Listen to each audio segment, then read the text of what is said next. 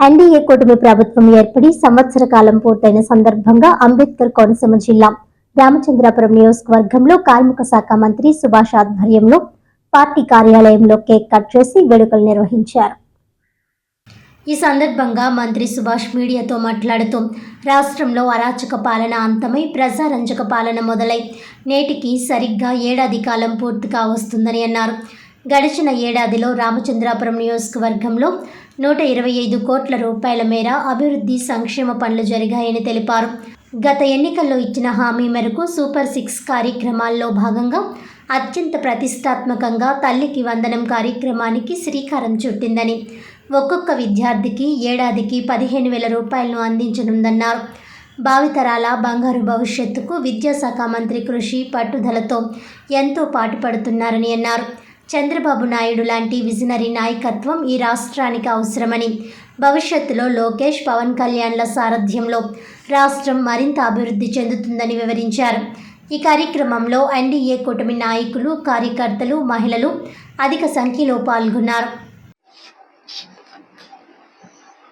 ఈ ఎన్డీఏ కూటమి పాలన ఈ రోజుకి సంవత్సరం కానున్న తరుణంలో ఇది మంచి ప్రభుత్వం, మన ప్రభుత్వాన్ని ప్రజల చేత కితాబు అందించుకున్నదని నేను సగౌరవంగా చెప్తా ఉన్నాను.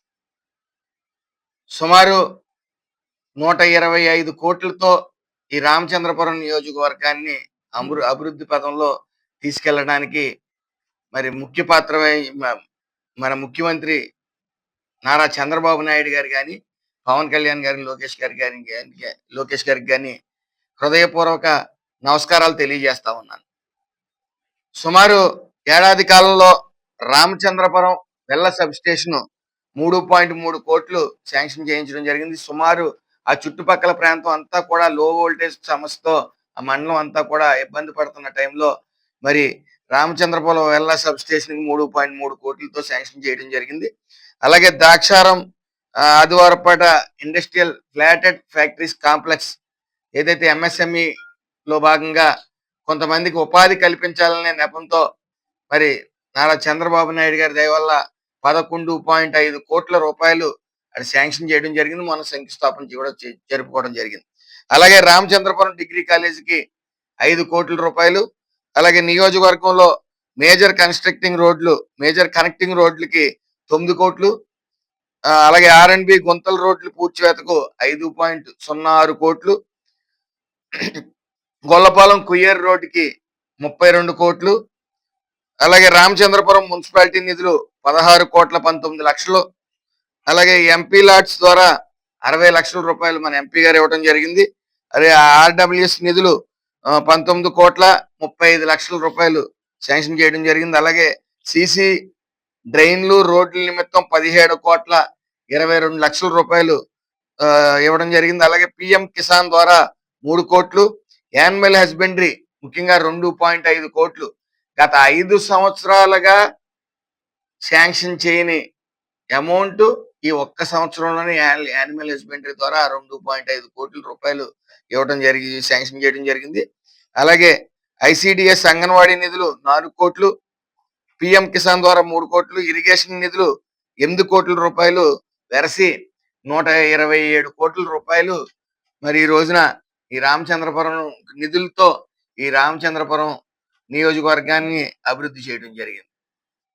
గత 5 ఏళ్లలో సంక్షేమం అభివృద్ధి అనేది నోచుకోక సుమారు రోడ్లన్నీ కూడా అస్తవ్యస్తం అవటం, మరి ఈ రోడ్లు ఈరోజు గుంతల రహిత రోడ్లుగా మరి రాష్ట్రంలో 1,200 కోట్ల రూపాయలు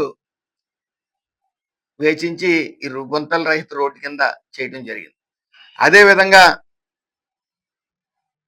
మన రామచంద్రపురం నియోజకవర్గ వర్గంలో సుమారు 50 బెడెడ్ హాస్పిటల్ ఒకటి, 50 బెడ్స్ ఒకటి, పరుపులు అన్ని కూడా సిఎస్ఆర్ ఫండ్స్ ద్వారా, అలాగే మార్చరీ బెడ్ ఒకటి, ఫ్రీజర్స్ 4, అలాగే వాటర్ ట్యాంకర్లు 4. అదే విధంగా ఏదైతే రామచంద్రపురం నియోజకవర్గంలో విఎస్ఎం కాలేజీ గారి దగ్గర సమీపంలో 40 సెంట్లలో పార్క్ నిర్మాణం కోసం కోకోకోలా కంపెనీ వారు సిఎస్ఆర్ ఫండ్స్ ద్వారా 40 లక్షలు ఇవ్వటం, అదే విధంగా 50 సెంట్లు ఒక దాత మన రామచంద్రపురం నియోజకవర్గంలో ఏదైతే హార్ట్ స్ట్రోకులతో మరణిస్తా ఉన్నారో హాస్పిటల్ కోసం ఉప్మెళ్ళలో 50 సెంట్లు ఒక దాత తనుబాబు అనే దాత 50 సెంట్లు మరి ఇవ్వటం అందులో భాగంగా అందులో ఏదైతే ఎక్విప్మెంట్ అవసరం అవుతుందో దాని నిమిత్తం పూర్తిగా కోరమండల సంస్థ వాళ్ళు ఆ వాళ్ళు ఇస్తానని చెప్పడం కూడా జరిగింది. బిల్డింగ్ కట్టే ఒక ఫ్యాక్టరీ ఆల్రెడీ ఆమోదం తెలిపారు. వాళ్ళు పూర్తిగా వాళ్ళతో మాట్లాడి అతి త్వరలోనే ఈ యొక్క పేదల కోసం ఒక హాస్పిటల్ కూడా ఈ రామచంద్రపురం నియోజకవర్గంలో మరి కట్టడం జరుగుతుంది. అతి త్వరలో ఏదైతే ఈ భవన నిర్మాణ కార్మికులు డూప్లికేషన్ పేరుతో ఆపేసిన వాళ్ళు పథకాల్ని మళ్ళీ ఆ డూప్లికేషన్ నివారించి వాళ్ళకి అందజేయడం జరుగుతుంది. ఏదేమన్నప్పటికీ ఇది మంచి ప్రభుత్వం, మన ప్రభుత్వం. నారా చంద్రబాబు నాయుడు గారు కానీ, పవన్ కళ్యాణ్ గారు కానీ, లోకేష్ గారు కానీ నిరంతరం 24/7 ఈ రాష్ట్రం శ్రేయస్సు కోసం, రాష్ట్ర ఆర్థిక అభివృద్ధి పెంచడం కోసం. ముఖ్యంగా మీరు చూశారు గత ప్రభుత్వం సుమారు ఈ అమర్ రాజా బ్యాటరీస్ కానీ, ఇలాగ కియా సంస్థ కానీ, జాకీ లాంటి ప్రముఖ ఫ్యాక్టరీలని ఇక్కడ నుంచి ఎక్స్పాన్షన్ లేకుండా తరిమి కొట్టిన వైను హైయెస్ట్ ట్యాక్స్ పేయర్స్ వాళ్ళందరూ గుర్తించాలి. కేవలం వాళ్ళ కమిషన్ల కోసం తరిమి కొట్టి ఈ రోజు మన ఎన్డీఏ కూటమి రాగానే సుమారు 8 లక్షల కోట్ల పెట్టుబడులను తీసుకురావడంతో పాటు 5 లక్షల ఉద్యోగాలు భర్తీ చేయడానికి సర్వం సిద్ధమైంది. ఏదేమన్నప్పటికీ మేము సగౌరవంగా కాలరగరేసుకుని చెప్పుకుంటా ఉన్నాం. నారా చంద్రబాబు నాయుడు గారు, పవన్ కళ్యాణ్ గారు, లోకేష్ గారు ఆశీస్సులతో పాటు నరేంద్ర మోడీ గారి ఆశీస్సులతో ఈ అభివృద్ధి అనేది ఉవ్వెత్తున ప్రతి నియోజకవర్గంలో జరుగుతూ ఉంది.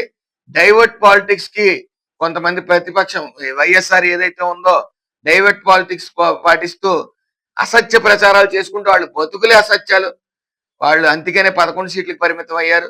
ఈ రోజు కనీసం ఏదైతే విమర్శలు తీసుకునే స్థాయిలో అతను లేకుండా ఏదైతే అసెంబ్లీకి రాకుండా అతన్ని ఎన్నుకోబడ్డాడు. ఆయన కేవలం ఎమ్మెల్యే మాత్రమే.